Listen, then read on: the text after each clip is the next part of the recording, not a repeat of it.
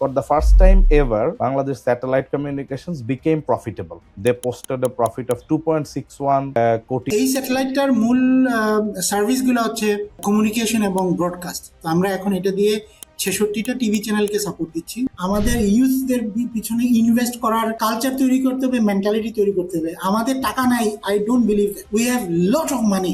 Education সেক্টরে কিভাবে আমরা টেকনোলজি ইউজ করতে পারি সেটা নিয়ে আমাদেরকে চিন্তা ভাবনা করতে হবে। এটা করতে হলে you need to train young. বাংলাদেশের পূর্ববর্তী সরকার যে টাকা খরচ করে এই স্যাটেলাইটটাকে উত্তোলন করেছিলেন, এখানে তো একটা বড়সড় দুর্নীতি হয়েছে। আমরা যদি ওইটাকে সঠিক প্রাইসে উত্তোলন করতাম তাহলে definitely we would have recovered the cost. Even কস্টটা রিকভার করে we could have done a good amount of profit. আমাদের গ্রাউন্ড স্টেশন দুইটা, একটা হচ্ছে গাজীপুর, একটা হচ্ছে বেতবুনিয়া। গাজীপুরটা হচ্ছে প্রাইমারি গ্রাউন্ড স্টেশন আর বেতবুনিয়াটা হচ্ছে সেকেন্ডারি গ্রাউন্ড স্টেশন। বাংলাদেশ নেভির জাহাজগুলোকে আমরা কানেক্টেড করে দিয়েছি এবং they can actually do video call from wherever in Bay of Bengal. বাংলাদেশে আমাদের যে জমি আছে, যে ভূমি আছে, যে এরিয়া আছে, তার প্রায় 4 গুণ এরিয়া হচ্ছে বঙ্গোপসাগরে আমাদের। বায়োডাইভার্সিটির দিক দিয়ে this is the most diverse sea area, oceanic area in the world. আমরা এখন যে মেরিন স্যাটেলাইট যেটা নিয়ে এখন আমরা কাজ করতেছি, হোপফুলি ইনশাআল্লাহ এটা যদি বাজেটটা অ্যাপ্রুভড হয়ে যায় তাহলে আমরা স্যাটেলাইটটা উত্তোলন করব। এই কনফিডেন্সটা আমাদের ইউথকে দিতে হবে যে look, you can be a good Muslim and a good scientist at the same time. আপনি কি চান? আপনি চান যে ভবিষ্যতে, আমি যেটা বলতেছি, I want 100,000 for example very highly skilled, highly train individuals in 5 years। ওর তো মাথা কিভাবে কাজ করবে সে যদি প্রপার নিউট্রিশন না পায়? আসসালামু আলাইকুম দর্শকবৃন্দ, আমরা আমন্ত্রণ জানাচ্ছি আলাপ সালাপের আজকের এপিসোডে। আমাদের সাথে উপস্থিত আছেন বাংলাদেশ স্যাটেলাইট কমিউনিকেশনস লিমিটেডের সম্মানিত ম্যানেজিং ডাইরেক্টর, ব্যবস্থাপনা পরিচালক ডক্টর ইমাদুর রহমান ভাই। আসলে ওনার এত পরিচয়, আমি কোন পরিচয়ে পরিচিত করাবো, তবে দর্শকদেরকে আমরা শোনাবো ইনশাল্লাহ। ওনার সমস্ত পরিচয়গুলো আস্তে আস্তে আজকে শোতে জানতে পারবেন আপনারা। তো ডক্টর ইমাদ ভাই, আপনাকে স্বাগত আমাদের স্টুডিওতে। আজকে আমরা বিভিন্ন বিষয় নিয়ে আপনার সাথে কথা বলবো। Thank you for inviting me. It's our honor that we got you among us. So আমি প্রথমেই, আপনি তো বাংলাদেশ স্যাটেলাইট কমিউনিকেশনস লিমিটেডের ব্যবস্থাপনা পরিচালক হিসেবে কাজ করছেন 1 বছরের বেশি হইল। তো দর্শকদের খুব আগ্রহ, আমি অনেকের সাথে ইন্টারঅ্যাক্ট করে জানতে, মানে তারা জিজ্ঞেস করে, এবং আপনার মানে আলহামদুলিল্লাহ আপনার যে profile, that attracted many youngsters, many youth, যে বাংলাদেশ থেকে আলহামদুলিল্লাহ এরকম প্রোফাইলের লোকজন মানে অন্যান্য জায়গায় যে কন্ট্রিবিউট করতেছে, এরকম টেক সেক্টরে কন্ট্রিবিউট করতেছে। And we are very proud যে you came back and you are contributing in one of the very important sectors. তো আমরা আজকে কিছুদিন আগে একটা নিউজ দেখলাম যে for the first time ever Bangladesh Satellite Communications became profitable. They posted a profit of 2.61 কোটি, এরকম একটা নিউজ আমরা দেখলাম। তো এই ব্যাপারটাতে আমরা একটু আপনার থেকে শুনতে চাই যে আসলে এতদিন কি এই সংস্থাটা পুরোপুরি লসে চলতো, এবং is this the first time in their history that they made some profit? হ্যাঁ, ভেরি গুড কোয়েশ্চেন। সো এই বিএসসিএল, যেটা বাংলাদেশ স্যাটেলাইট কোম্পানি লিমিটেড, এই কোম্পানিটা লঞ্চ করা হয়েছিল 2018 সালে এবং গভর্নমেন্ট তখনকার সরকার 2,765 কোটি টাকা দিয়ে একটা জিও স্টেশনারি স্যাটেলাইট লঞ্চ করেছিলেন, যেটা আমরা নতুনভাবে নামকরণ করেছি বাংলাদেশ স্যাটেলাইট BS1। সো এই স্যাটেলাইটটার মূল সার্ভিসগুলো হচ্ছে কমিউনিকেশন এবং ব্রডকাস্ট। তো আমরা এখন এটা দিয়ে 66টা টিভি চ্যানেলকে সাপোর্ট দিচ্ছি। বাংলাদেশে আসলে সকল যে কোনো ব্যক্তি যারা টিভি দেখতেছেন তারা আসলে they are getting the service from BSCL। So large part of the citizenry is being served. আর আরেকটা জিনিস হচ্ছে যে যেসব জায়গাতে ফাইবার অপটিক কানেক্টিভিটি নাই অথবা ওয়্যারলেস নেটওয়ার্ক কানেক্টিভিটি নাই, সেখানে এই স্যাটেলাইট কানেক্টিভিটির মাধ্যমে ইন্টারনেট কানেক্টিভিটি দেওয়া হচ্ছে। এতে করে বাংলাদেশের সীমান্ত অঞ্চলগুলোতে, বঙ্গোপসাগরে, তারপরে হাওর বাওর অঞ্চলে, দুর্গম অঞ্চলে, বিভিন্ন জায়গাতে অনেকগুলো স্কুল, অনেকগুলা হেলথ কেয়ার সেন্টার, তারপরে police, BGB, coast guard, Bangladesh navy, arm forces and name it, and also অনেকগুলা ব্যবসায়ী প্রতিষ্ঠান যেমন ব্যাংকগুলা বিভিন্ন জায়গাতে তাদের এটিএম স্যাটেলাইট কানেক্টিভিটি দিয়ে ওনারা রান করেন। So on, it's a very large operation. হ্যাঁ, তো গত 8 বছরে যেটা হয়েছে সেটা হলো যে অপারেটিং ইনকাম, তারপরে যে ডেপ্রিসিয়েশন, যে কস্ট, আর যে অপারেটিং কস্ট ওপেক্স, এই এই যে ইয়ার অন ইয়ার অ্যাকাউন্টে এইটা কখনো পজিটিভে ছিল না, এইবার এটা প্রথম পজিটিভে এসেছে। তো এটা হচ্ছে the thing, we always had sales, গত 7 বছরে দেয়ার ওয়ার সেলস, কিন্তু it was not enough for, আমরা যখন মনে করেন আমাদের যে ইনকাম, যে রেভিনিউ যেটা আসতেছে মাইনাস দ্য ডেপ্রিসিয়েশন কস্ট, এই যে 2,765 কোটি টাকা, এটাকে আপনি যে আমাদের স্যাটেলাইটের লাইফ টাইম হচ্ছে 15 বছর। সো এটা 15 বছর, এটা ডেপ্রিসিয়েশন কস্টটা যদি হিসাব করেন, if you minus that amount, এরপরে আছে আপনার ওপেক্স, যেটা অপারেটিং এক্সপেন্ডিচার। হ্যাঁ, ওপেক্সটা যদি মাইনাস করে এই বছর আমরা প্রথম প্রফিটে এসেছি আর কি। So in that way it's a very good start. এর মানেটা হচ্ছে এটা যে যদি আমরা শুরু থেকে, যদি এই বিএসসিএল যদি শুরু থেকে ইয়ার অন ইয়ার অ্যাকাউন্টে প্রফিটেবল থাকতো, তাহলে আসলে 15 বছরে আমাদের স্যাটেলাইটে খরচ তো উঠে এসে what ever is the profit, এটা আসলে থাকতো আর কি এক্সট্রা। হ্যাঁ, সো আমরা যেটা করেছি, আমি তো গত ডিসেম্বরে, এখন প্রায় 1 বছর হয়ে গেল, গত ডিসেম্বরে আমি জয়েন করার পরে নাম্বার ওয়ান যে জিনিসটা নিয়ে আমরা কাজ করেছি সেটা হচ্ছে যে আমাদের স্যাটেলাইটের যে একটা বড় অংশের অবিকৃত ক্যাপাসিটি, সেটা আমরা বিক্রি করার উদ্যোগ নিয়েছি। এই জন্য আমরা দেশে, এবং যেহেতু আমাদের স্যাটেলাইটের ফুটপ্রিন্টটা হচ্ছে starting from Taiwan until East Asia, until Tajikistan, Uzbekistan, the stan কান্ট্রিগুলো, so it's a large, 1/3 of the world more or less. আচ্ছা, তার মানে বাংলাদেশের বাইরেও আসলে আপনারা সেল করার সুযোগ হয়েছে, মানে বিভিন্ন টিভি আমাদের স্টেশন বা এই অ্যাটলিস্ট কাভারেজ আছে আর কি। হ্যাঁ, সো আনফরচুনেটলি গত 7-8 বছরে এই জিনিসগুলো নিয়ে খুব বেশি কোনো কাজ হয়নি, যার কারণে এখন পর্যন্ত আমাদের সকল কাস্টমার হচ্ছে বাংলাদেশে। তো এই বছর আমরা এটা নিয়েও কাজ করেছি। নাও আমরা we are very close, hopefully ইনশাল্লাহ সবাই দোয়া করবেন যাতে করে we can do our first sales. আমরা আসলে ইন্দোনেশিয়া, ফিলিপিন্স, নেপাল, ভুটান, এই 4টা দেশে আমরা খুবই বেশ এগিয়ে গিয়েছি আর কি। যেহেতু স্যাটেলাইট সার্ভিস কোন একটা দেশে যদি প্রোভাইড সেল করতে সার্ভিস, যখন আপনি সেল করার কথা বলতেছেন ইমাদ ভাই, এটা কি মূলত টিভি স্টেশনের জন্য নাকি all kind of networks, internet and TV station, মূলত বোথ? সো বোথ, একটা হচ্ছে যে টিভি স্টেশনগুলোর জন্য, ব্রডকাস্ট সার্ভিসের জন্য, আর আরেকটা হচ্ছে যে ইন্টারনেট কানেক্টিভিটির জন্য। হ্যাঁ, সো আমরা so we can do actually both, specially যেখানে আপনার অন্যান্য আর কোনো উপায় নেই। হ্যাঁ, সেখানে you can use the satellite connectivity for internet. For example, আমরা বাংলাদেশের প্রায় এই বছরের মাঝামাঝিতে আমরা এই প্রজেক্টটা শেষ করেছি। আমরা বাংলাদেশে টোটাল 111টা লোকেশনকে আমরা, এর মধ্যে স্কুল আছে, ইউনিয়ন হেলথ কেয়ার সেন্টার আছে, তারপরে ডিসি ইউএনও অফিসেস আছে, যেগুলোকে আমরা ইন্টারনেট কানেক্টিভিটি দিয়ে কানেক্ট করেছি।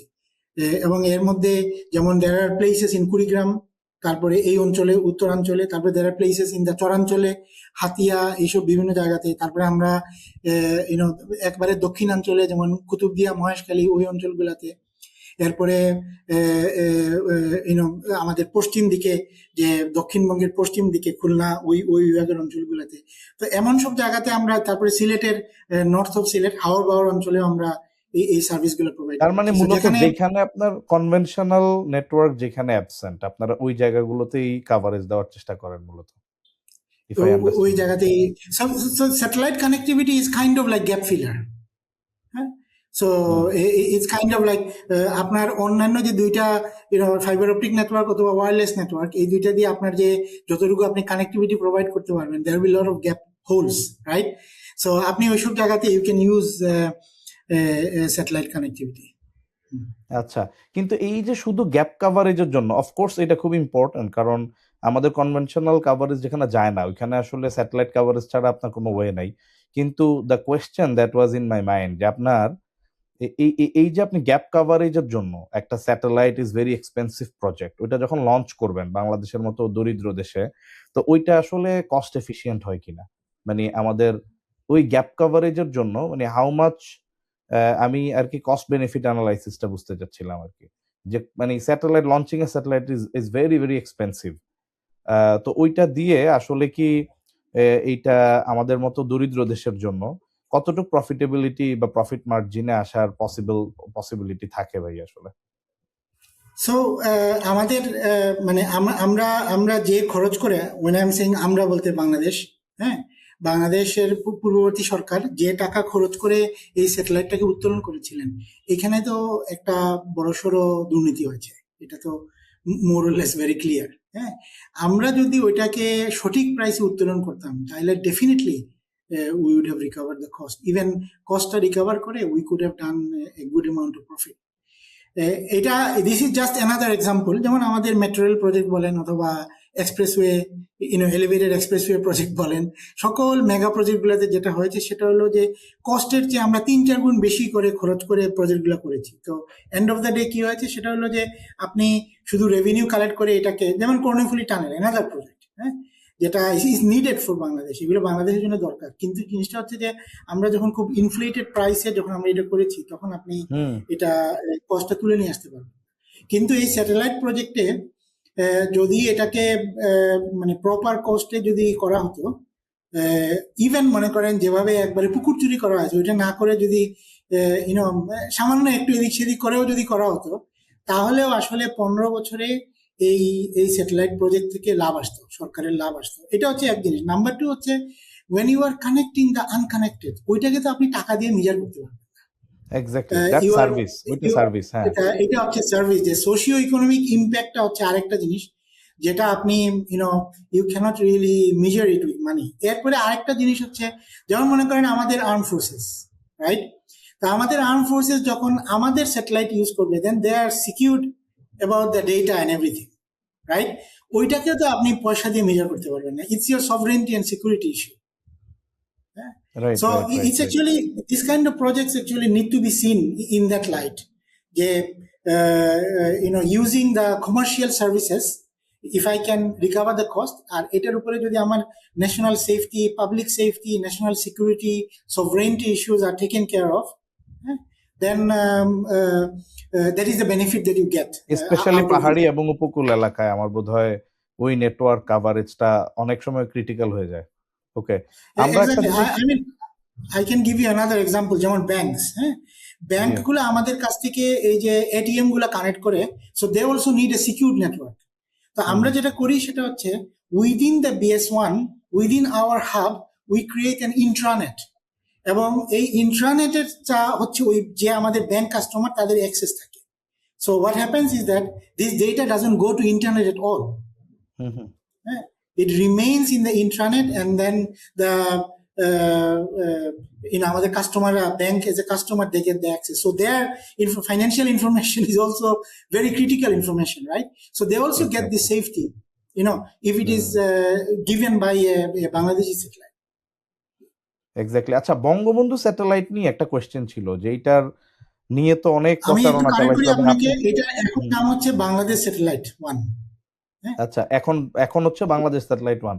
তো এইটার সর্বশেষ অবস্থাটা কি? আমরা তো তখন এইটা নিয়ে আপনিও বললেন যে অনেক পুকুর চুরি বা দুর্নীতি না হইলে আরো আগেই প্রফিটেবল হইতো, এখন মাত্র প্রফিট আসা শুরু হইলো।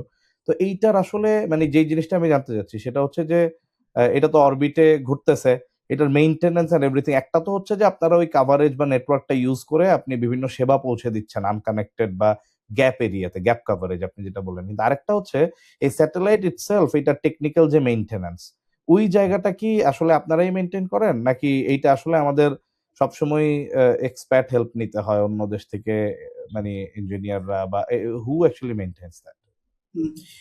এটা আরেকটা ইম্পর্টেন্ট জিনিস আপনি মেনশন করেছেন, থ্যাংক ইউ।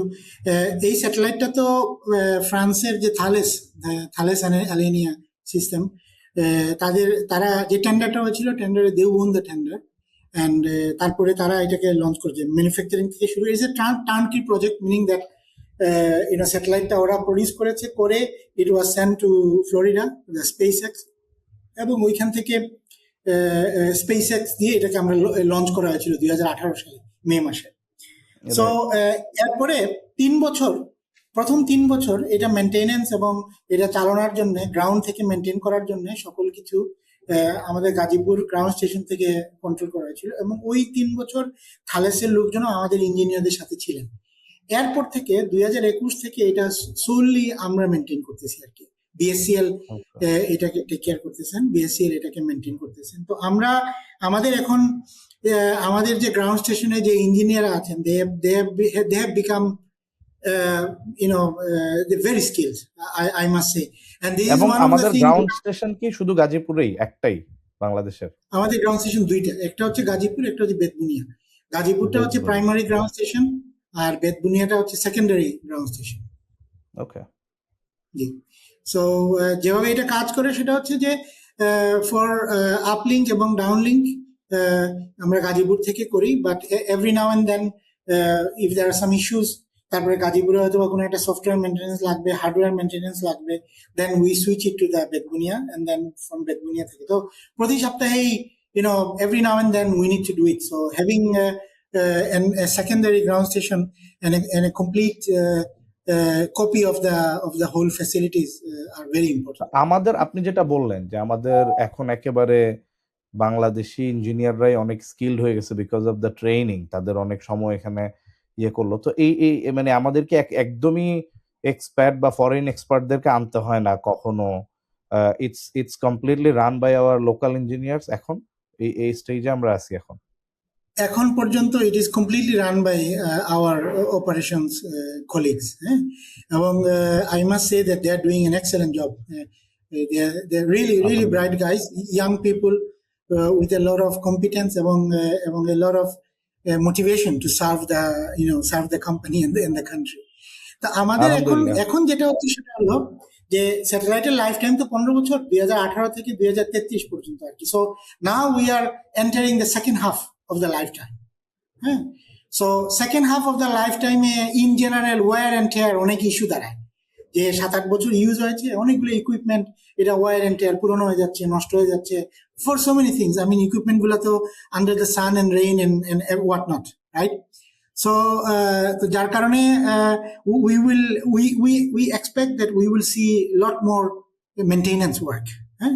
যে দেখা যাবে এই ইকুইপমেন্ট নষ্ট হয়ে যাবে, এই ফিল্টার নষ্ট হয়ে যাবে। একটা প্রশ্ন আমার আগ্রহ, তো মেইনটেনেন্স আপনি যেটা বললেন, একটা তো হচ্ছে যে আপনার কন্ট্রোল স্টেশন আপনি যেটা বললেন, সেখান থেকে আপনারা স্যাটেলাইটের কাভারেজ এবং সিগন্যালিং এগুলা কন্ট্রোল করতেছেন।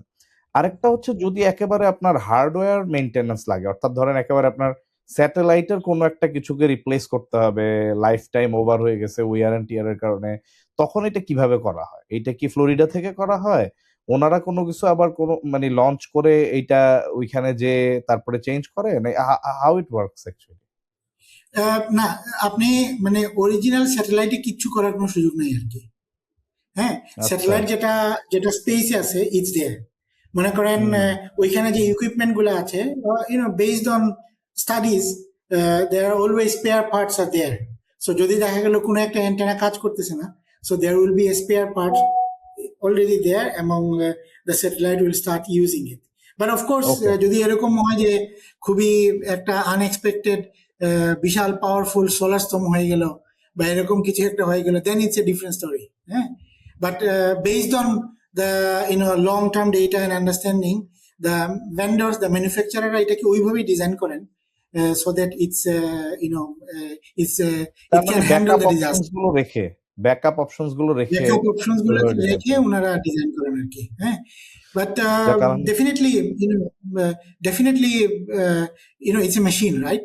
সো একটা মেশিনকে আপনি যতই ব্যাকআপ দেন না কেন, there is always possibility that something may go wrong, right? Yeah, exactly. So otherwise ওইখানে আমাদের আর কিছু করার নাই, রাইট?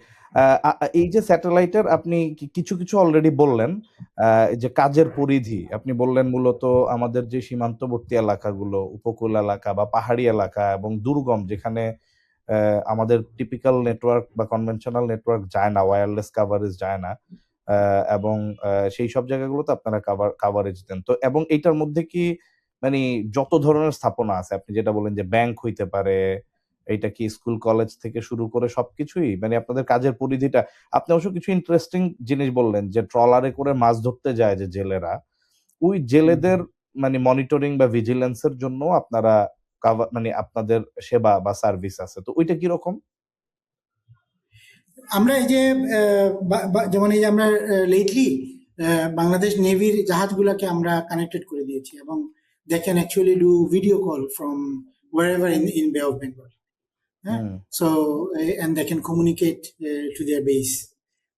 আপনি any fishing boats, so fishing boats এবং blue water economy is another another aspect যেখানে আসলে স্যাটেলাইট এবং স্পেস টেকনোলজি ইউজ করে অনেক কিছু করার সুযোগ আছে। আমি এর মধ্যে জাস্ট আপনাকে আরেকটা এক্সাম্পল কি করি, এই যে গত বছর বাংলাদেশে ফেনী, কুমিল্লা, নোয়াখালীতে বড়সড় একটা বন্যা হয়ে গেল। So what happen is that ওইসব জায়গাতে যে ফাইবার অপটিক নেটওয়ার্ক আছে, যে পন গুলো আছে, ফাইবার অপটিকের যে কন্ট্রোল সেন্টার আছে, সব জায়গাতে কিন্তু ওভারনাইট পানি উঠে গিয়েছিল, যার কারণে ওই those areas became completely disconnected. So within 6 hours, our colleagues, satellite company colleagues, they went there, set up the satellite antennas, and at least connected the control centers like DC office, UN office. এবং this was very interesting. আমাদের কলিগরা এরকম মানে পানির মধ্যে হেঁটে antenna হাতে করে নিয়ে they raised the antenna and then walked for quite some kilometers, and then just যেটা লাগবে সেটা হলো যে either via সোলার প্যানেল অথবা কোনো একটা ইলেকট্রিসিটি কানেকশন দিয়ে যদি কি করে দেওয়া যাবে, অ্যান্টেনাটাকে যদি কানেক্ট করে দেওয়া যাবে, দেন পিপল গেট কানেক্টেড। হ্যাঁ, আচ্ছা, সো তার মানে ওইখানে আপনার this kind of services also can be provided. হ্যাঁ, তো এই ধরনের জায়গায় আপনারা নর্মালি যে বিদ্যুৎ সরবরাহের কথা বললেন সেটাও একটু নন কনভেনশনাল। আমরা সোলার এনার্জিতে যাওয়া হয় অথবা মানে ছোট কোনো পোর্টেবল পাওয়ার প্ল্যান্ট এই জাতীয় করা হয় আর কি নাকি, এবং অথবা উইন্ড এনার্জি, বাংলাদেশে তো উইন্ড এনার্জি নাই, সম্ভবত সোলার প্যানেলই করা হয়, রাইট? সোলার প্যানেলটাই বেশি ইউজ হয়। জি, আচ্ছা আচ্ছা। এই যে আমি যে এক্সাম্পলটা বললাম যে জাহাজগুলোর মধ্যে, যেমন বাংলাদেশ শিপিং কর্পোরেশন, হ্যাঁ, বিএসসির অনেকগুলা জাহাজ আছে বাংলাদেশে, বেশ কিছু ফিশিং কোম্পানি আছে, হ্যাঁ, যারা বঙ্গোপসাগর থেকে মাছ ধরেন এবং পৃথিবীর বিভিন্ন দেশ যারা সেল করেন। সো তাদেরও যে জাহাজগুলো আছে এগুলা তো ভেরি হেভি ডিউটি জাহাজগুলা। এক একটা জাহাজ মনে করেন ফিশিং বোট, মনে করেন যখন বঙ্গোপসাগর থেকে যখন বের হয়ে যায়, চট্টগ্রাম থেকে যখন বের হয়ে যায়, তখন হয়তোবা 20-25 দিনের মধ্যে ফিরে না, এবং এখানে 50-60 জন জেলে থাকেন, they are completely out of touch, right? So it's very challenging for them. So এইসব জাহাজগুলোকে আমরা বেশ কয়েকটাকে আমরা কানেক্টেড করেছি।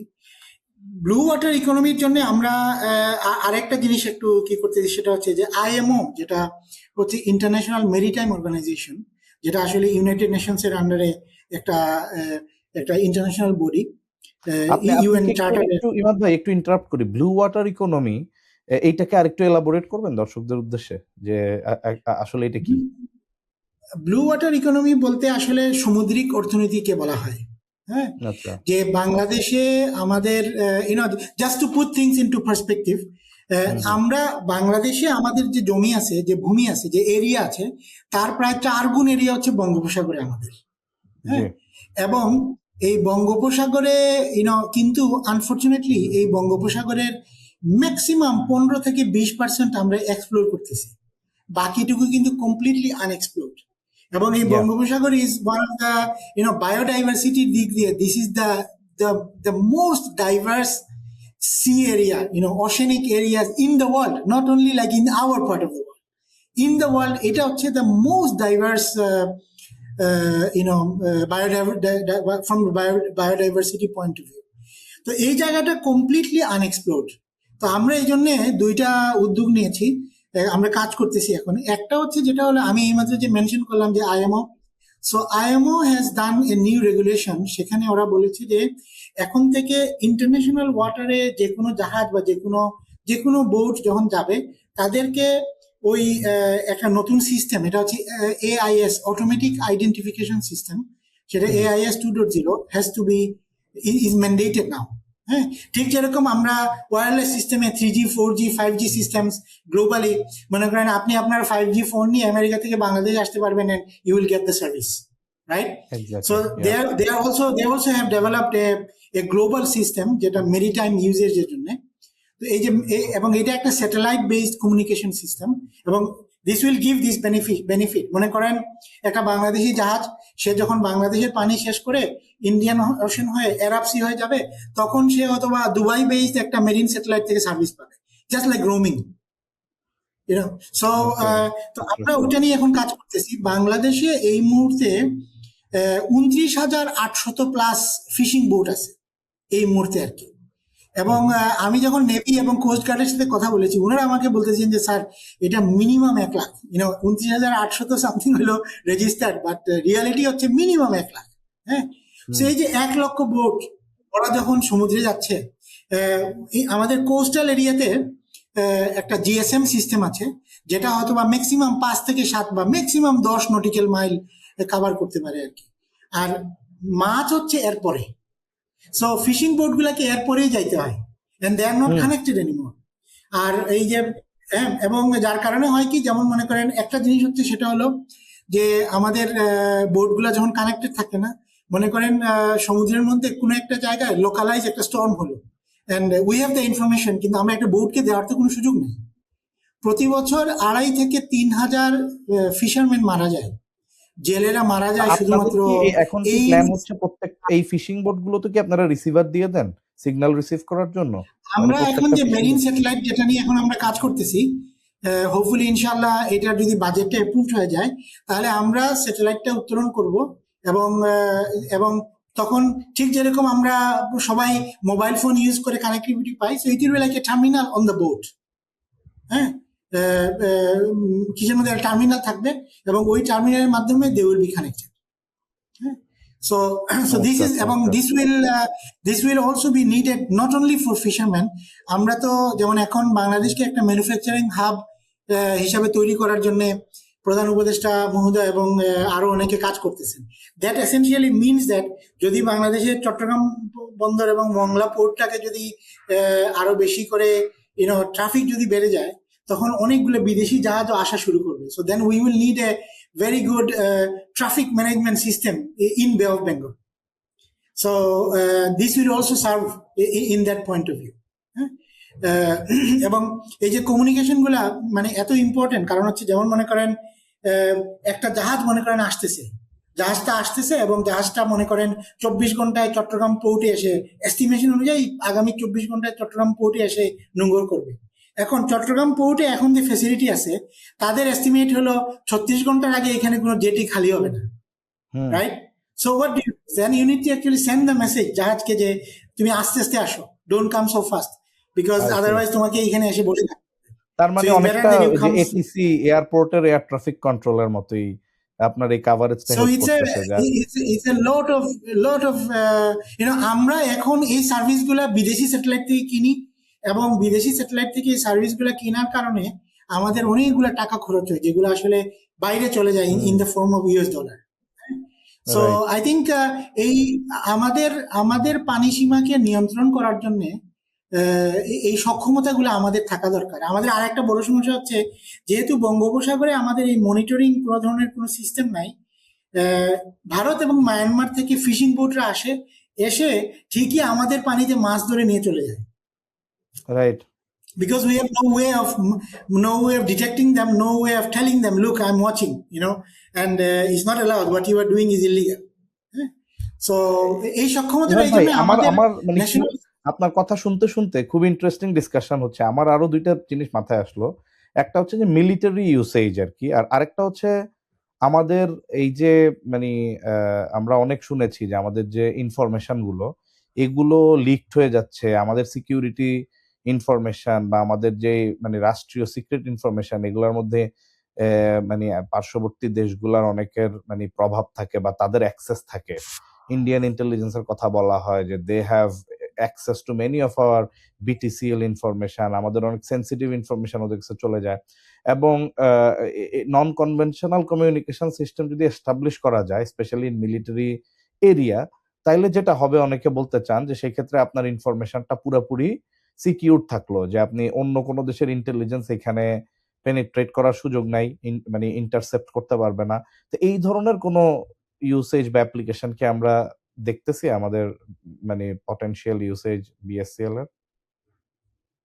হ্যাঁ, ডেফিনেটলি যেমন এই যে আমাদের কোস্ট গার্ড বা নৌবাহিনীর যে জাহাজগুলো আছে, যে ফেসিলিটিগুলো আছে, তারা যখন আমাদের থেকে সার্ভিস নিচ্ছেন, তখন ওনাদের সকল ডেটা, সকল ইনফরমেশন কিন্তু আমাদের কাছে থাকতেছে, দেশের ভিতরে থাকতেছে। এবং that is why once again এই যে সক্ষমতাগুলা, এগুলা while it should give us the commercial viability, that's very important. At the same time, এই যে আমাদের national sovereignty, public national security and sovereignty, তারপরে আমাদের border security and so on, এইসবের কারণে it is also giving us a lot of added values. Exactly, যে যে জিনিসগুলো আমরা আমাদের নিজস্ব স্যাটেলাইট না থাকলে we can't, we are not able to do that. Exactly. আমার মনে হয় আপনি আরেকটা স্যাটেলাইটের জিনিস উপর আমি আজকে আপনাকে, হুম, জি, আরেকটা জিনিস আমি আপনাকে জাস্ট এটাও আমার একটু একটু মেনশন করতে যাচ্ছি, সেটা হচ্ছে যে আমাদের আমাদের পানি সীমার মধ্য দিয়ে, বিকজ আমাদের since we don't have any way of monitoring hour water, আমাদের পানি সীমার মধ্য দিয়ে প্রচুর অনেক অবৈধ জিনিসপত্র যায়। হ্যাঁ, হুম, এইখানে অনেক রকমের যেটাকে মনে করেন মাদক এখান মাদক থেকে চোরাচালান। ট্রাফিকিং, ড্রাগ আচ্ছা, ট্রাফিকিং হয়, হিউম্যান ট্রাফিকিং হয়, হুম, অনেক কিছু হয়, এবং এইটাও বন্ধ করার জন্যও আমাদের আসলে এই সক্ষমতাগুলো দরকার। এবং এই ব্যাপারে আমরা বাংলাদেশে যারা পানি সীমার যারা সীমান্ত যারা রক্ষা করতেছেন, they have been really crying to us, they have been telling us that yes, আচ্ছা। we really need it. তার মানে আপনাদের একটা পটেনশিয়াল ওপেনিং হচ্ছে সার্ভেইলেন্স, জানি আমাদের পানি সীমায়। এটা ডেফিনেটলি অ্যানাদার ভেরি, আরেকটা জিনিস নিয়ে আমরা এখন কাজ করতেছি, সেটাও বাংলাদেশের জন্য জরুরি দরকার। সেটা হচ্ছে, যেমন মনে করেন আমি কিছুদিন আগে কৃষি মন্ত্রণালয়ের বেশ কয়েকজন কর্মকর্তার সাথে we have had a very good discussion, কৃষি সচিব সহ আরো অনেকেই ছিলেন। We have had a very good discussion. EC বাংলাদেশে প্রতি বছর কি পরিমাণ ধান উৎপাদন হচ্ছে এইটা এস্টিমেট করারও কোনো সুযোগ নেই। হ্যাঁ, এই এস্টিমেশনটা যদি আপনার না থাকে, তাহলে you don't know that end of the season আপনাকে কি ধান আমদানি করতে হবে নাকি আপনি রপ্তানি করতে পারবেন। Both of that require some preparation, early preparation. আপনি হঠাৎ করে আজকে দেখলেন যে ইয়েস এই বছর আমার 5 লক্ষ মেট্রিক টন ধান লাগবে, আপনি যদি এটা থাইল্যান্ডকে অর্ডার দেন, ভিয়েতনামকে অর্ডার দেন, ইন্ডিয়াকে যদি অর্ডার দেন, it takes 2 months, it doesn't come tomorrow. এটা 1 কেজি 2 কেজি না, তো এটা হচ্ছে মানে একটা বিশাল বড় বাল্ক পারচেজ, রাইট? তো পৃথিবীতে এখন মনে করেন যে using satellite images up to you can actually determine the vegetation quality to like 99.9999% accuracy. আপনি স্যাটেলাইট ইমেজ দিয়ে ইউ ক্যান ডিটারমাইন যে কোন জায়গাতে ইরিগেশন লাগবে। You can use the satellite images to know that কোথায় কোথায় পোকামাকড়ের ইনফেস্টেশন হয়ে গেছে। হ্যাঁ, তো দেন ইউ ক্যান অ্যাকচুয়ালি, তার মানে আমি এখন ভাবতেছি যে আমি তো ডেজার্ট স্টেটে থাকি আমেরিকার, অ্যারিজোনায়। তো আমাদের এখানে সবকিছুই এই আর্টিফিশিয়াল ক্যানেল দিয়ে ইরিগেশন করা হয়েছে, অল প্ল্যান্টেশনস এন্ড এভরিথিং। আপনি যেটা বললেন আমার মাথায় এখন সাথে সাথে এটা কাজ করলো যে আসলে ওয়েন দে প্ল্যান্ড, এই যে যখন তারা আরবানাইজেশন প্ল্যান করছে যে কোনখান দিয়ে ক্যানেল নিতে হবে, ইরিগেশন সিস্টেম পুরাটা দাঁড় করায় পুরা সিটিকে, মানে সিটির ভিতরে হাঁটলে আর বোঝা যায় না যে এটা একটা ডেজার্ট ছিল হয়তো 50 বছর আগে, কমপ্লিটলি চেঞ্জড। তো এই জিনিসগুলো আপনি বলতেছেন যে আসলে satellite image helps them to plan it, যে কোথায় আমার ইরিগেশন লাগবে। এবং যেমন আমি একটু অ্যাড করি আপনার কাছে, যেমন মনে করেন বাংলাদেশের রাজুক, রাইট? সো ঢাকা শহরে আনকন্ট্রোল আরবানাইজেশনের কারণে this city is slowly becoming unliveable, right? Exactly. So if you have satellite images, you can use the satellite images and you can get exact information. যে মনে করেন এই এরিয়াতে বিল্ডিং পারমিট হচ্ছে this size, কিন্তু satellite image will tell you 100% accuracy যে হ্যাঁ এই লোকে এক সাইডে 2.5 ফিট বেশি নিয়েছে, আরেক সাইডে 1.5 ফিট বেশি নিয়েছে। And even the vertical, ওই লেভেলের অ্যাকিউরেসি এন্ড রেজোলিউশন কি আসলে অ্যাচিভেবল, মানে with our current status? it's been used everywhere. It's actually a very well established technology now, actually, using satellite images, and then you use machine learning and AI, and then you make some good decisions. এবং মানে আপনি যেই লেভেলে বলতেছেন ইমাদ ভাই, ওই লেভেলের accuracy যে আমার রাস্তা বাসার পাশে কতটুক ছাড়া হইছে, ওই লেভেলের accuracy and resolution, I didn't know that. এটা তো খুবই এক্সাইটিং একটা ব্যাপার আসলে, মানে if that is 30 centimeter, commercial earth observation satellites can take pictures with 30 centimeter resolution. 30 centimeters, so 0.3 meters. আমার তো আসলে আজকে আমার আরো কিছু টার্গেট ছিল যে আপনার থেকে আমি আরো কিছু বিষয় শুনবো, কিন্তু আপনি এত চমৎকার ভাবে স্যাটেলাইট কমিউনিকেশনস বুঝাচ্ছিলেন, it's like a professor taking the class. তা আমি আরো শুনতে চাইতেছিলাম, বাট আমার আরো কিছু প্রশ্ন আছে আর কি, আমি একটু অন্যদিকে যাই এখন। প্লিজ। সেটা হ্যাঁ, হচ্ছে যে আপনার যে পার্সোনাল প্রোফাইল, আলহামদুলিল্লাহ দর্শকদেরকে আমি শুরুতে বলছি যে আমি একটু ডিটেলস জানাবো, যে আমি লিঙ্কডইনে দেখতেছিলাম এন্ড উই নো আলহামদুলিল্লাহ যে one of the very few, I don't know if anyone else besides you, যে প্রলিফিক রিসার্চার, যার 300 আপনি লিঙ্কডইনে লিখে রাখছেন 300 গ্র্যান্টেড প্যাটেন্ট, আর বোধহয় ফাইলড, মানে ফাইল যদি ধরি তাহলে বোধহয় মোর দ্যান থাউজেন্ডস, আলহামদুলিল্লাহ। সেই যে আপনি রিসার্চ ওয়ার্ক করেন এবং আপনি এরিকসনের চিফ রিসার্চার ছিলেন সম্ভবত, চিফ রিসার্চ সায়েন্টিস্ট, এরকম পজিশনে থেকে আবার আপনি সুইডেনে একটা মসজিদের খতিব, আবার একই সাথে আপনি মুসলিম এইড সুইডেনের সম্ভবত MD or CEO, I don't no exactly আপনার মানে ডেজিগনেশনটা কি। এই যে আপনি চ্যারিটেবল সোশ্যাল ওয়ার্ক করেন, আবার রিলিজিয়াস কাজও করতেছেন, মসজিদে খুতবা দিচ্ছেন, আবার একই সাথে research work, how do you manage all those? আমাদেরকে একটু, কারণ আমরা তো এখন দেখা যাচ্ছে মানুষের অ্যাটেনশন স্প্যান কমে যাচ্ছে, ম্যানেজমেন্ট ক্যাপাসিটি কমে যাইতেছে, দেখা যাচ্ছে মানুষজন একটা দিকে ফোকাসড হলে অন্য জিনিস মেমোরি রিটেনশন কমে যাচ্ছে। In this age and in this era, এবং বাংলাদেশিদের মধ্যে specially, I think you are one of the rarest find যে এরকম সব দিকে বিস্তৃত আপনার কাজ। তো কেমনে ম্যানেজ করেন ভাই? আমাদেরকে কিছু টিপস দেন। আপনাকে অনেক ধন্যবাদ। You have been very kind with your words. আমি একটা জিনিস ব্যক্তিগতভাবে, আমি একটা জিনিস I must say that this is something that I learn from my parents, যে ইউনো হোয়াট এভার আমরা আসলে এই নিজের জন্য মেটেরিয়ালিস্টিক লাইফে whatever we achieve, end of the day what matters is actually am I beneficial to my surroundings. হুম। আমি কি আমার বন্ধু বান্ধব, আমার আমার আশেপাশে যারা আছেন, পরিবার, আমার colleagues and other people around, আমরা কি আসলে am I bringing any benefit to them? হ্যাঁ। So from that point of view, I have been always very active in the society works. Alhamdulillah, এটা আল্লাহর অশেষ রহমত. One thing that I really see that very important for anyone, সেটা হচ্ছে sincerity. I have made sure that আমি যাদের সাথে আমি কাজ করেছি, যাদের সাথে আমি মানে যে কোম্পানিগুলো আমাকে এমপ্লয়েড করেছিল, আই মেড শিওর দ্যাট তারা আমার কাছ থেকে যেটা এক্সপেক্ট করে, I did my best so that I can give them back because they employed me, right? So in that point of view, আমি সবসময় যেটা কি করি সেটা হচ্ছে যে হার্ড ওয়ার্কিং, at least আমি নিজেকে বলতে পারবো যে I have done my best.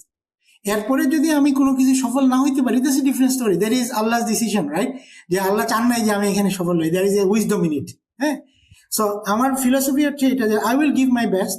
আমি অ্যাটলিস্ট বলবো না যে ইস এই অলসতা মানে আলসেমি কেন করলাম, এইটা যাতে আমি কখনো আমাকে বলতে না হয়। That's something one of my like underline my values. আরেকটা জিনিস যেটা, সেটা হচ্ছে আমি একটু আগে যেটা বলেছি, সেটা হচ্ছে যে I always try to see that আমার মাধ্যমে যাতে করে so that I can help people, so that I can assist people in terms of so that they can also feel that they are doing something valuable in their lives. আমি personally young জেনারেশনের সফলতা এবং অগ্রগতি দেখলে I really become very happy because young people are our future and I used to tell a lot of আমি যেহেতু ইউরোপে বিভিন্ন জায়গাতে I have been involved in so many community activities and so on. I used to tell the young people is like, look, you guys are like my children. Just like I want my child to be successful, I want you guys also to be successful. Because আমাদের community থেকে যখন কেউ successful হয়, it's our pride also. It's also our happiness যে একটা মুসলিম ছেলে অথবা একটা বাংলাদেশি ছেলে, অথবা আমাদের ব্যাকগ্রাউন্ডের একটা ছেলে, he is doing good, right? So from that point of view, I have always been involved in lot of community activities, in lot of আলহামদুলিল্লাহ। আপনার ব্যাকগ্রাউন্ড বলতেছিলেন ইমাদ ভাই, তা আপনি কি বাংলাদেশে পড়াশোনা কি ইন্টারমিডিয়েট পর্যন্ত করেছিলেন নাকি এরপরেও? আমরা একটু আপনার মানে এডুকেশনাল ব্যাকগ্রাউন্ড। আমি বাংলাদেশে এইচএসসি পাশ করার পরে তারপরে বুয়েটে ছিলাম জাস্ট ফর 1 সেমিস্টার। এরপরে আমি এরপর থেকে দেশের বাইরে আর কি। So I left Bangladesh exactly 30 বছর আগে। সো আজকে থেকে 30 বছর আগে আই লেফট তার মানে বাংলাদেশ। আপনার তারপরে আমি আন্ডারগ্রেড কি আপনি মালয়েশিয়া শেষ করেছেন?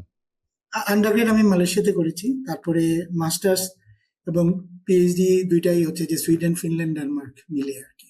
হুম। আচ্ছা। এরপরে আমি এবং ডেনমার্কে পিএইচডি শেষ করে ইউনিভার্সিটিতে পড়িয়েছি কিছুদিন, and then I joined Ericsson Research. এবং এরিকসন রিসার্চে কি আপনি কত বছর ছিলেন? Almost 18 years. 18 Ericsson years. Research, I have done, আমি আমার bachelor, masters, PhD everything was back to back. যেদিন আমার ব্যাচেলার শুরু হয়েছে তার 2 মাস পরেই আই স্টার্টেড মাই মাস্টার্স। যেদিন আমার মাস্টার্স শুরু হয়েছে তার the next day I started my PhD.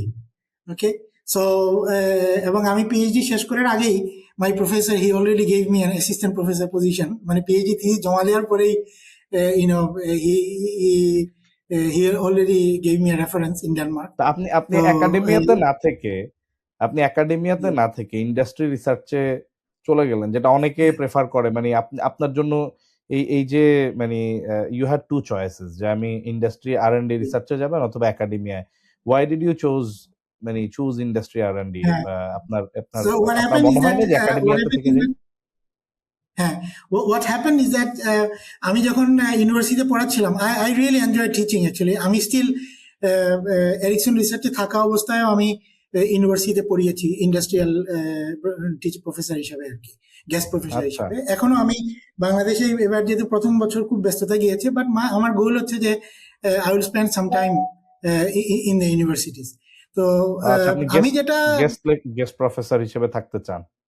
আপনার আমি অ্যাফিলিয়েশনটা? পড়িয়েছি গত 18-19 বছর ডেনমার্ক এবং সুইডেনে। হ্যাঁ, তো আমি যেটা আসলে চিন্তা করতেছিলাম সেটা হলো যে ব্যাচেলার, মাস্টার্স, পিএইচডি, তারপরে মাস্টারি সব শুরু করেছি ওয়ান আফটার অ্যানাদার, এবং একাডেমিয়ার বাইরে কোনোদিন ছিলাম না। সো 2007-এ I thought maybe it's time now to actually go to the industry, and then I went to Ericsson Research. So Ericsson Research is আমরা আপনার one of the জি জি এরিকসন Research রিসার্চ is নিয়ে শুনতে যাচ্ছিলাম যে Ericsson রিসার্চে আপনার কি এই যে যতগুলো প্যাটেন্ট এবং এই যে আপনি করলেন, এগুলো কি সব কি এরিকসন রিসার্চেই আপনার? এবং মানে জেনারেলি আমরা অনেক অনেক মানে ইন্ডাস্ট্রি আর&ডি তেও দেখি অনেক সময় যে মানুষজন রিসার্চ করতেছে প্রচুর, কিন্তু এত বেশি পেটেন্ট বা ট্রেড সিক্রেট খুব বেশি লোকের হয় এরকম তো আমরা দেখি না।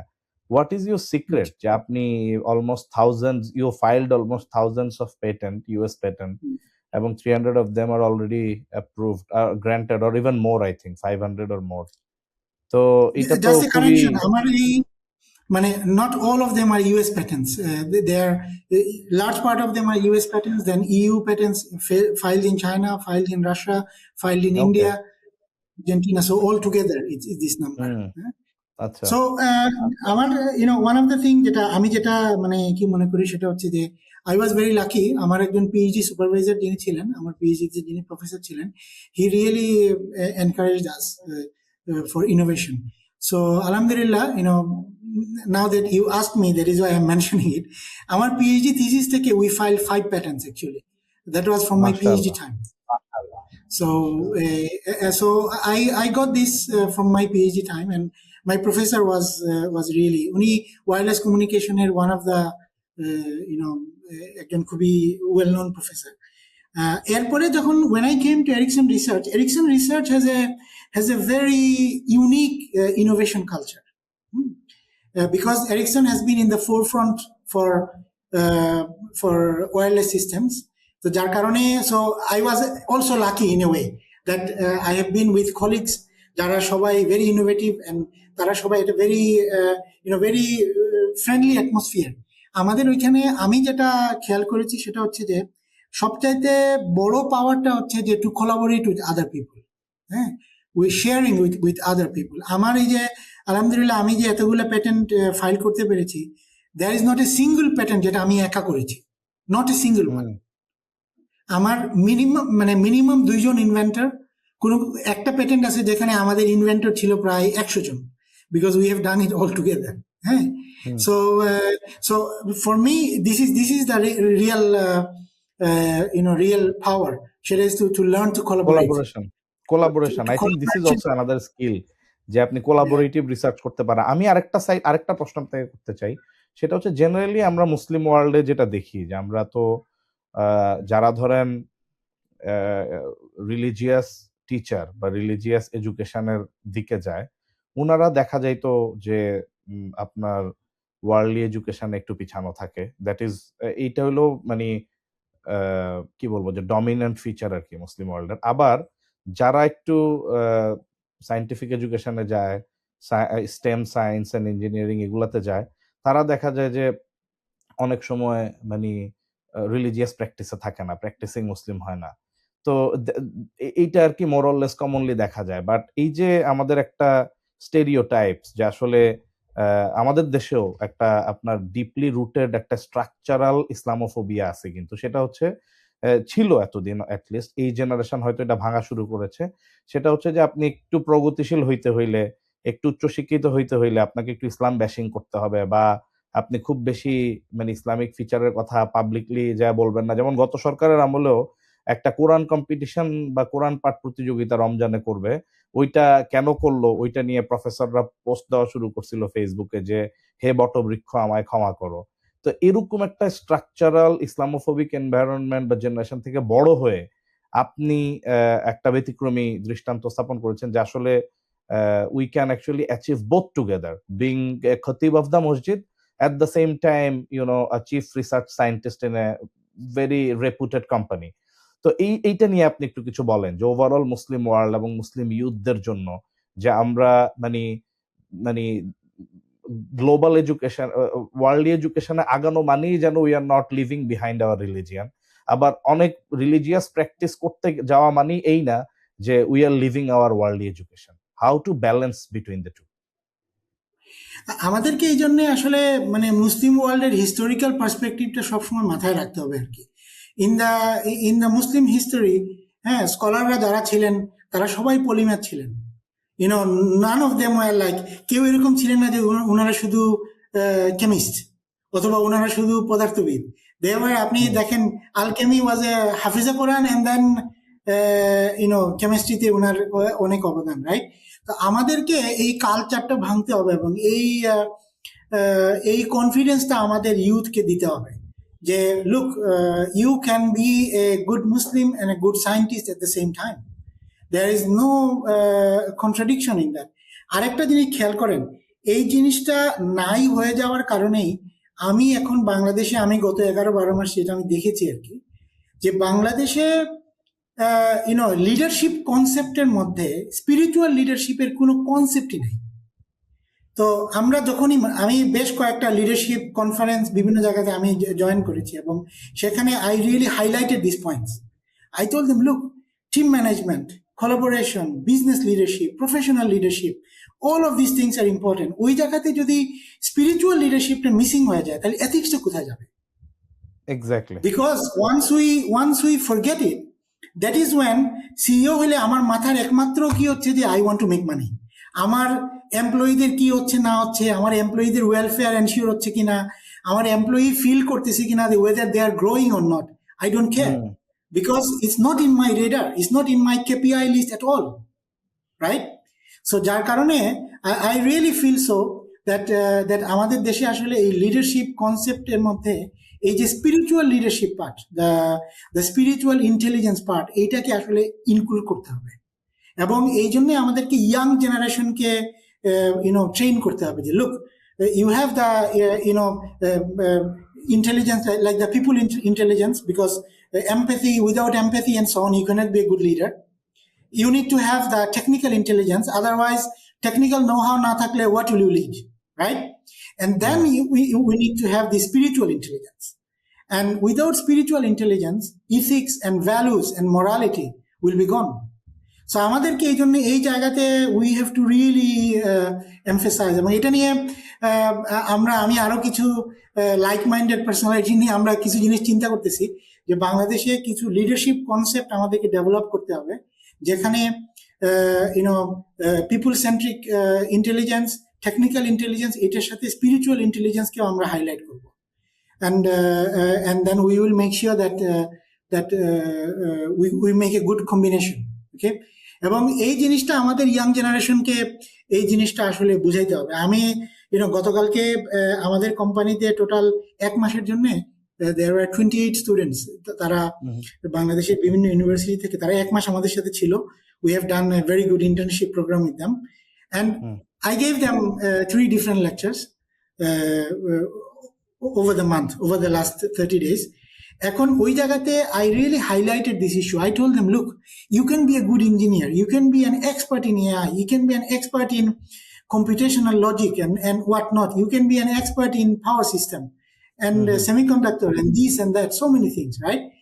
End of the day, if you are ethically not strong, if you do not know that what is white and what is black, and if you don't know that gray area te je jinishgulo ache, what is my values, what are my underlying KPIs that I should use to make sure that in the gray areas I'm not making a wrong decision. Exactly. Right? White or black to well known. Black jeta ami korte parbo na. Well, I cannot steal, I cannot kill people, I cannot rob a bank and so on. These are very well defined, right? R grey এরিয়াতেই তো বেশি জিনিস, right? ওই grey এরিয়াতে একজন leader, একজন young professional কিভাবে behave করবে, এটা করতে হলে তাকে স্পিরিচুয়াল ইন্টেলিজেন্স দিতে হবে. There is no other option. আপনার এই স্পিরিচুয়ালিটিটা, as a Muslim, we draw our spirituality from our religion, right? Exactly. Since you live in US, I lived for a long time in Europe, in the West, you will see that there are a lot of people, তারা হয়তো বা religious না, but spiritually they are very strong. Because they draw their spirituality from somewhere. Whether it is right or wrong is something.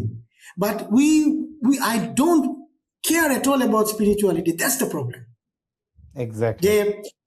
And that is where actually we need to create the awareness. এবং এই জায়গাতে আসলে বিশেষ করে আমাদের younger জেনারেশনকে train করার, younger generation confidence দেওয়ার একটা বড় একটা কাজ, সেটা আমাদেরকে করতে হবে. If you look at, maybe I become very compassionate on this topic, so every time আমি যখন এটা নিয়ে কথা বলি, then I tend to talk a lot. কিন্তু আমি জাস্ট এটা এখানে মেনশন করছি. You look at India, I mean, আমরা যত যাই বলি না কেন, in the Indian system they draw their spirituality from Hinduism. Whether it is right or wrong is a different thing, but they have a source, right? So এটা দিয়ে ওরা কি করতেছে না করতেছে is a different story. Whether it is right or wrong is a different story, but they have a source. We also need to think in that term. আমাদের দেশে আমাদের আইডেন্টিটির মধ্যে থেকে এই জিনিসটাকে সেপারেট করে ফেলা হয়েছে, এবং এই জিনিসটাকে সেপারেট করে দিয়ে we have become রসকসবিহীন, ভ্যালুলেস, কোনো ধরনের কোনো ভ্যালু নাই আমাদের, মোরালিটি এবং ইথিক্স এর ক্ষেত্রে কোনো রকম কোনো চিন্তা ভাবনা নাই.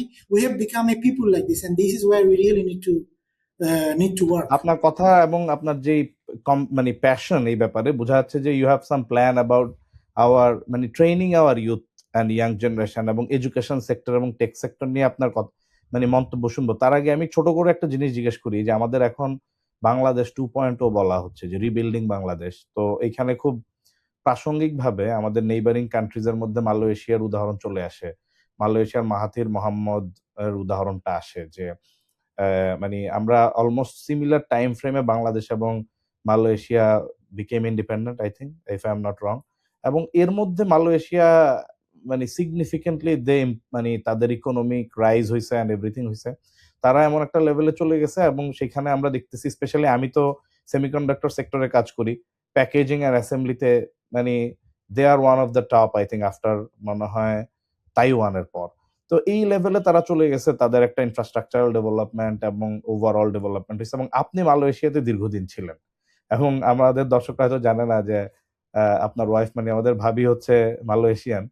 সো মালয়েশিয়ার সাথে যদি বাংলাদেশকে কম্পেয়ার করি, মানে এই অ্যাসপেক্ট গুলোতে, যে স্পিরিচুয়াল আন্ডারস্ট্যান্ডিং এবং একই সাথে career and spirituality is not contradictory to each other, এই অ্যাসপেক্টটা আপনি মালয়েশিয়ার সাথে বাংলাদেশকে কম্পেয়ার কিভাবে করবেন? মানে মালয়েশিয়ান ইউথদের মধ্যে আপনি কেমন দেখেন এটা, যে তারা কি আসলে তাদের আন্ডারস্ট্যান্ডিংটা কি এই ব্যাপারে আছে, যে আসলে spirituality is not contradictory to my career path or anything like that? So মানে এখানে তাদের একটা বড় সাকসেস ফ্যাক্টর হচ্ছে, so they have actually included, যে ধর্মীয় শিক্ষাটাকে তারা স্কুলের মধ্যেই তারা ইনক্লুড করেছেন আর কি. সো জাস্ট এক্সাম্পল, অনেক বছর আগে আমরা একবার দেশে এসেছি, তখন আমার ভাগ্নি, ও মানে স্কুলে পড়ে, তখন মনে হয় ক্লাস 1 বা 2 পড়তো আর কি. তো স্বাভাবিক আমরা এসেছি বিদেশ থেকে, তো যার কারণে সেই স্কুল থেকে এসে একটু আমার সাথে খেলবে, একটু কথা বলবে, মামা মামির সাথে একটু ঘুরে বেড়াবে, এটা তার প্ল্যান। তখন হুজুর আসছেন পড়াইতে আর কি। হুম তো হুম বাসায় যখন হুজুর আসছেন তখন আমার wife she was very surprise. সে বলতেছে যে এই বাচ্চাটা সারাদিন স্কুলে পড়াশোনা করে আসছে, আবার কেন তোমরা তাকে হুজুর দিয়ে তার উপরে এটা করাচ্ছ? তখন আমি বললাম যে আমার দেশ আর তোমার দেশ তো এক না, তোমার দেশে তো এই হুজুরের কাজটা স্কুল করে দেয়, আমার দেশে তো স্কুল করে দেয় না। তো সো যার কারণে তাকে তো এটা পড়াইতে হবে, আনারে তার ইসলামিক আইডেন্টিটি থাকবে না।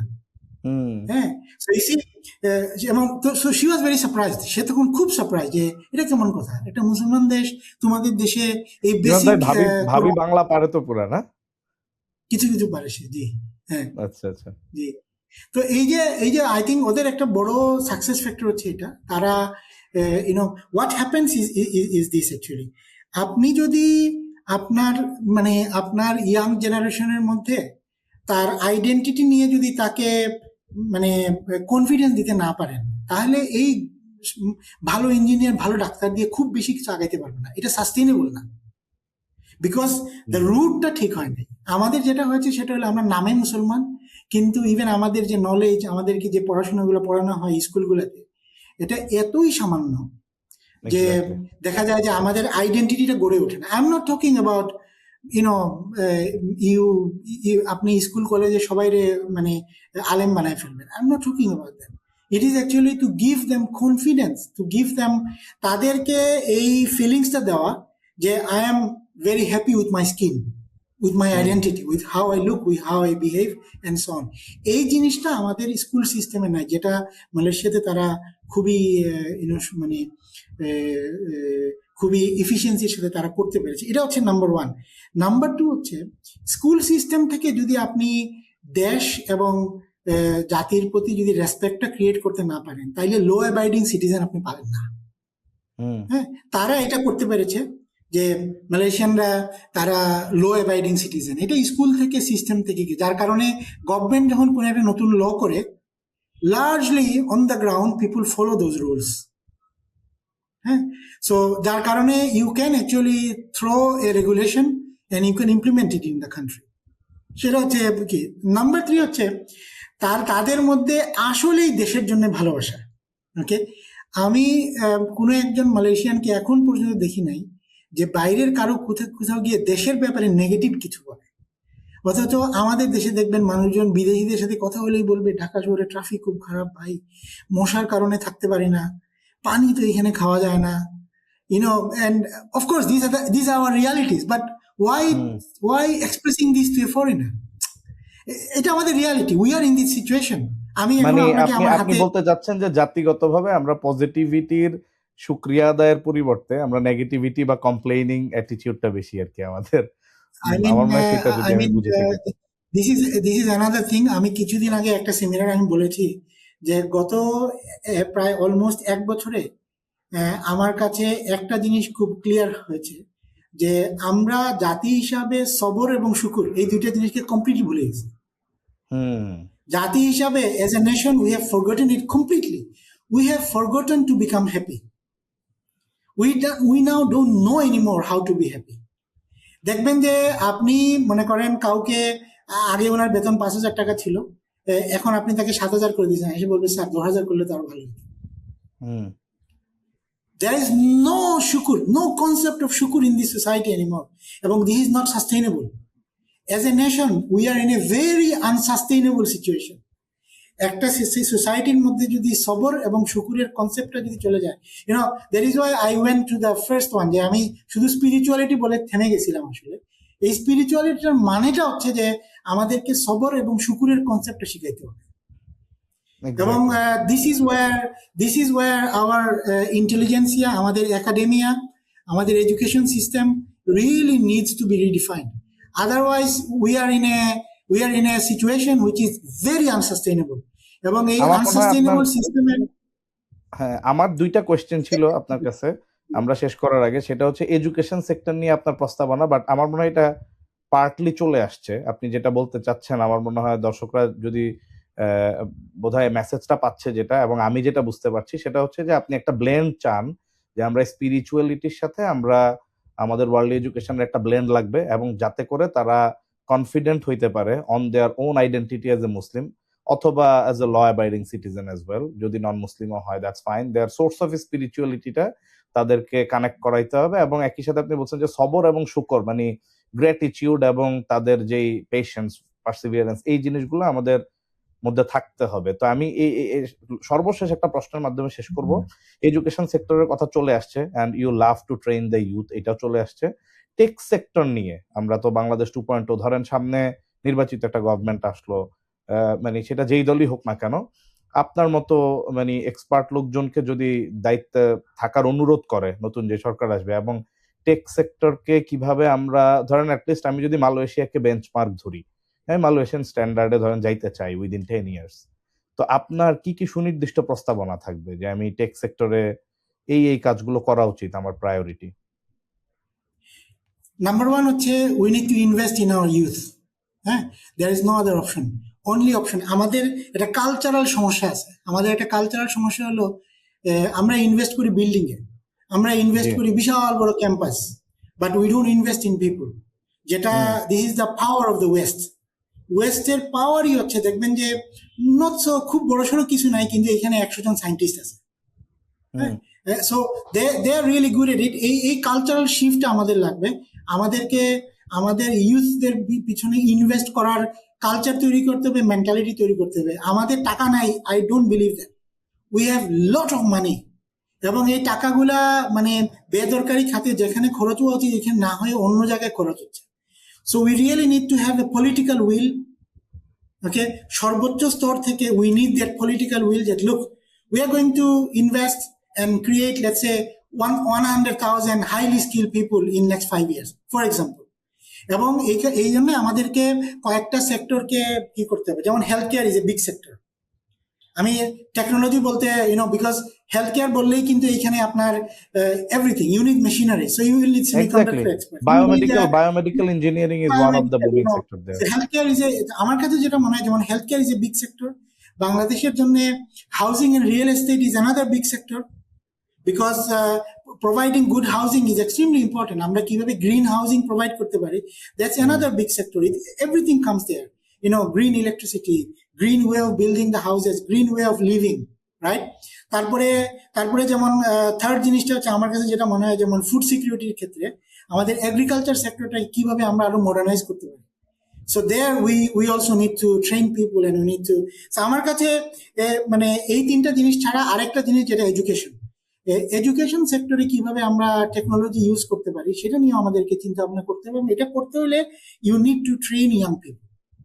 আমি জাস্ট এখানে 4টা জিনিসের কথা বলেছি, এই 4টা যেহেতু আমার কাছে খুব ইম্পর্টেন্ট মনে হয়, এডুকেশন, হেলথ কেয়ার, হাউজিং, আর হচ্ছে ফুড সিকিউরিটি। হ্যাঁ, এছাড়া মনে করেন ইন জেনারেল যেমন আমাদের জন্য ক্লাইমেট জাস্টিস। আপনি যখন ফুড সিকিউরিটি বলতেছেন, এটা কি জাস্ট খাদ্য সম্পূর্ণ হওয়া বুঝাচ্ছেন, নাকি আসলে আমাদের এই যে খাদ্যে ভেজাল, অনেকে বলতেছে যে এই যে আমাদের দেশের খাদ্যে ভেজাল, ফলের মধ্যেই কেমিক্যাল দিয়ে পাকায় দেওয়া বা ইত্যাদি ইত্যাদি, আমাদের সো মেনি প্রবলেমস, আমাদের দূষণ, মানে জিএমও ফুড, মানে জেনেটিক্যালি মডিফাইড ফুড ইনটেক, এই আপনি কি ফুড সিকিউরিটি বলতে এই সবকিছুকে এনভেলপ করতেছেন আসলে, নাকি জাস্ট আমাদের খাদ্য সম্পূর্ণ বুঝাচ্ছেন? Everything, I mean everything. মানে since you mentioned this, যেমন ধরেন মনে করেন it's another funny thing. আমি কিছুদিন আগে এটা জেনে I felt like who made this law? বাংলাদেশে যদি আপনি বিদেশ থেকে যদি কোনো ফল আমদানি করেন, এই ফলের উপরে 56% ট্যাক্সেশন। সো বিদেশ থেকে কোনো ফ্রুটস আসতে গেলে 56% ট্যাক্সেশন। লুক এট দিস, কে এই রুলটা করেছে? এর মাধ্যমে কি হচ্ছে, আমাদের দেশে যে ফলগুলো আছে এই ফলগুলোর মাধ্যমে নিউট্রিশন কত দূর হয়। You really need fruit from overseas. এই ফলটাকে আপনি যখন এত এক্সপেন্সিভ করেছেন, কি হচ্ছে, আপনার ভবিষ্যৎ প্রজন্ম গড়ে উঠতেছে একটা বড় অংশ যারা এই বিদেশি ফ্রুটস গুলোর অ্যাক্সেস নাই তার। না, কারণ মানে ফলমূল তো কোনো লাক্সারি আইটেম না ইমাদ ভাই। মানে আপনি যখন গাড়ির উপর যখন অনেক হাই ট্যাক্স দেন, আই আন্ডারস্ট্যান্ড যে আচ্ছা এটা লাক্সারি আইটেম বাংলাদেশের প্রেক্ষিতে অ্যাটলিস্ট, কিন্তু ফলমূলের উপর কেন হাই ট্যাক্স? মানে what's the logic behind?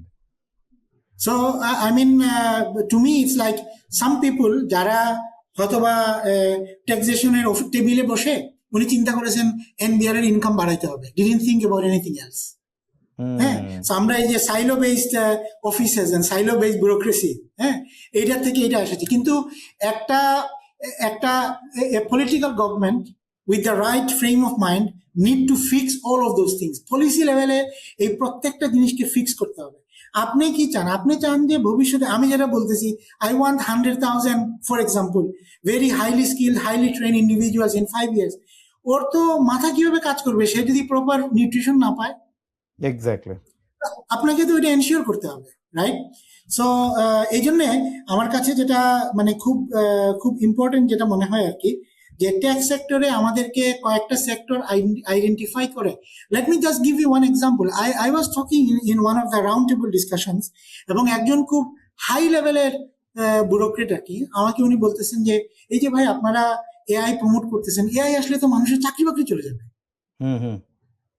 So C, decision making লেভেলে মানুষ বসে আছেন যারা জানেনই না দুনিয়া কিভাবে চলতেছে। I am really sorry to say this. So how will it work? মানে to him AI means job losses, because ওনার মেন্টালিটি এখনো হচ্ছে যে I will buy from outside and use it, then definitely it's a job loss, right? কিন্তু আমি যদি কি করি যে কিভাবে এআই ইউজ করে আমি আমার ইন্ডিজিনাস প্রবলেমগুলো সলভ করতে পারবো, তাইলে আসলে দেন আই উইল ক্রিয়েট কয়েক লক্ষ জব আমি তৈরি করবো। Exactly. You can create more jobs than some of the jobs will be obsolete for sure, but you can create more jobs. More jobs, right? তো এই জন্য আজকে আমাদেরকে আমরা ওই আপনার লাস্ট রিমার্ক ইমাদ ভাই শেষ করার আগে, আমরা আজকে আসলে এত এনলাইটেনিং ডিসকাশন হচ্ছিল, আমার এখানে রাত 11:30, নাইলে আই উড হ্যাভ কন্টিনিউড মোর। তো আমরা ওভারঅল মানে বাংলাদেশ 2.0 নিয়ে আপনার অপটিমিজম, আপনি যদি 1 মিনিটের মধ্যে এটা বলে শেষ করেন ইনশাআল্লাহ। I am very hopeful, I am always very positive person. আবার এই গত 12 মাসে 11 মাস 11.5 মাসে I have been really, there are a lot of positive signs in our societies, especially our youth.